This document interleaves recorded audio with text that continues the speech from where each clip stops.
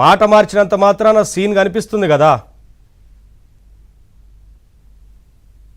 నమస్కారం సార్, మీకు ప్యానెల్లో ఉన్నటువంటి పెద్దలకి అందరికీ నమస్కారం. ఇప్పుడు అందితే జుట్టు అందకపోతే కాళ్ళు అని ఒక సామెత ఉంది సార్. అలాగా అధికారంలో ఉన్నప్పుడు మదం ఎక్కి వాళ్ళ రోడ్డు ఎక్కి వాళ్ళు ఎట్లా ప్రవర్తిస్తున్నారో కూడా స్పృహ లేని పరిస్థితుల్లో ప్రవర్తించాడు జోగి రమేష్ గారు. నోటికి వచ్చింది ప్రతిదీ మాట్లాడాడు.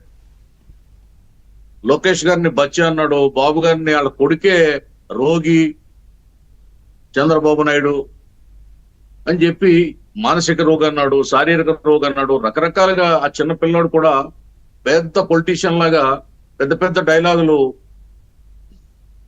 వదిలాడు.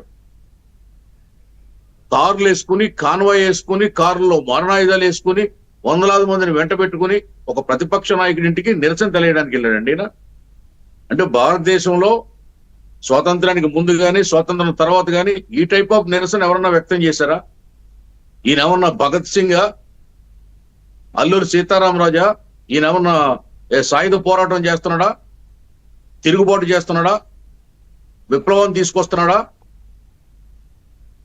తన నాయకుడిని సాటిస్ఫై చేయడం కోసం, మంత్రి పదవి కొట్టేయడం కోసం మానవత్వం పరిచిపోయి ప్రజాస్వామ్యాన్ని దృష్టిలో పెట్టుకోకుండా అప్రజాస్వామికంగా రాజ్యాంగ విరుద్ధంగా ఒక రౌడీలాగా చెలరేగిపోయినటువంటి ఈ పొలిటికల్ గోండా ఇవాళ ఏదో కౌరులు మాట్లాడుతున్నాడు. ఆ అగ్రిగోల్డ్ భూముల విషయంలో తెలుగుదేశం పార్టీ ప్రభుత్వం మీద ఎంత విషం కక్కారండి వీళ్ళు అన్నాడు. అవును, ఎంత దుష్ప్రచారం చేశారండి, ఎంత బురద జల్లారు. లేనిపోని ఆరోపణలు చేసి పార్టీని అబాస్పాలు చేసి ప్రభుత్వాన్ని అబాస్పాలు చేసి అసలు అటు హౌస్ లోను ఇటు బయట కూడా అది పెద్ద యాగి చేశారు. ఈ జోగి రమేష్, రోజా, అంబటి, పేర్ని, నాని, ఈ వంశీ ఇలాంటి పనికిమాలినటువంటి స్క్రాప్ అంతా కూడా అదేదో జరిగిపోయింది అని విచ్చలవిడిగా వాళ్ళ నోటుకు వచ్చింది వాగారు.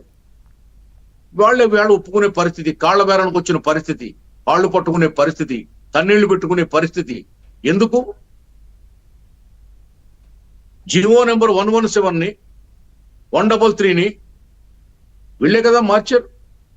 ఆ జివోను మార్చే కదా ఆ భూముల్ని, సిఐడి అటాచ్మెంట్ లో ఉన్న భూముల్ని, ఈడీ అటాచ్మెంట్ లో ఉన్న భూముల్ని ఆ గవర్నమెంట్ సర్వేర్ తో బలవంతంగా. ఇప్పుడు ఆయన సంబంధం లేదని చెప్పట్లేదు, అందరూ ఎట్లయితే తీసుకున్నారో నేను అంతే తీసుకున్నా అని చెప్తున్నారు. అంటే చాలా స్పష్టం తప్పు. మొన్నటిదాకా అసలు నాకు తెలీదన్న వ్యక్తి ఇవాళ ఒప్పుకున్నారు కదా తప్పు జరిగిందనేది.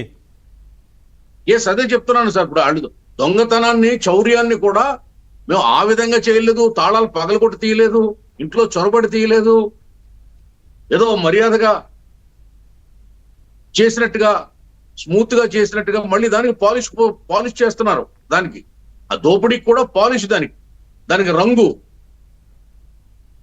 ఏమిటండి ఇది?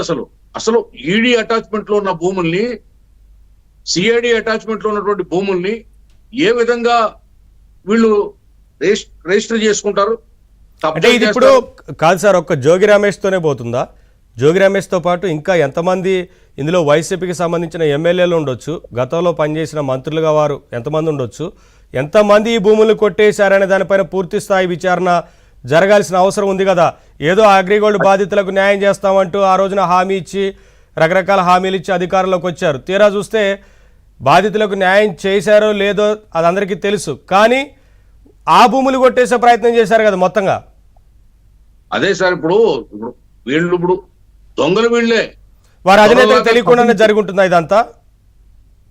జగన్మోహన్ రెడ్డికి తెలియకుండా ఏది జరగదు. ఆయనే పెద్ద, ఆయన గజ దొంగ, వీళ్ళు చిల్లర దొంగలు ముఠా కదా. ఇదంతా దొంగల ముఠా కదా. ఇవాళ వైజాగ్ లో ఏం చేశారు? వైజాగ్ లో 3000 ఎకరాలు కబ్జా చేశారు విజయసాయి రెడ్డి నేతృత్వంలో. గీతం యూనివర్సిటీ లాంటి స్థలాలను కూడా కబ్జా చేశారు. రిషికొండను కబ్జా చేశారు. 22A ఉన్నటువంటి నిషేధిత జాబితాలో ఉన్నటువంటి భూములు కూడా వాళ్ళ ఇష్టానుసారం లాక్కుని రిజిస్ట్రేషన్ చేసుకున్నారు. ఇవన్నీ తవ్వాలి సార్, ఇవన్నీ తీయాలి సార్. రాష్ట్రం అంతా కూడా కబ్జా అయిపోయింది, ప్రతి అంగుళం కబ్జా అయిపోయింది. ప్రభుత్వ భూములు, ప్రైవేటు భూములు, ఆఖరికి ఆచార్య వినోబా భావే పెట్టినటువంటి ఆ భూదాన భూములు అయితే ఉన్నాయో ఆ భూదాన భూములు కూడా వీళ్ళు కబ్జా చేసినటువంటి దుర్మార్గులు. భూమి మన పురాణాల్లో కూడా చూసాం, నరకాసురుడు అనేవాడు భూమిని పట్టుకుపోతాడు చుట్టుకుని, చాపలాగా చుట్టుకుని. అదే సార్, ఇప్పుడు చేసే తప్పులన్నీ చేశారు, వారికి తెలుసు తప్పులు చేశారు కాబట్టి ఇవాళ చర్యలు ఉంటాయనేది అంశం తెలుసు కాబట్టి మాట్లాడితే రెడ్ బుక్ పేరుతోని మా మీద చర్యలు తీసుకునే ప్రయత్నం చేస్తున్నారంటూ వైసీపీ నేతలు బయటకు వచ్చి మాట్లాడుతూ ఉన్నారు. తప్పు చేయనప్పుడు ఎందుకు భయపడాలనేది. ఏం చెప్తున్నారంటే మాది రాజారెడ్డి రాజ్యాంగం అన్నారు కదా, మాది రాజ్యాంగం, భారతిరెడ్డి రాజ్యాంగం అన్నారు కదా, ఇప్పుడు మీది రెడ్ బుక్ రాజ్యాంగం అని అడుగుతున్నారు. రెడ్ బుక్ ఏమి హిడెన్ గా సీక్రెట్ గా తెర మీదుగా లోకేష్ గారు తేలేదు కదండి. వీళ్ళకలాగా రాజధానిగా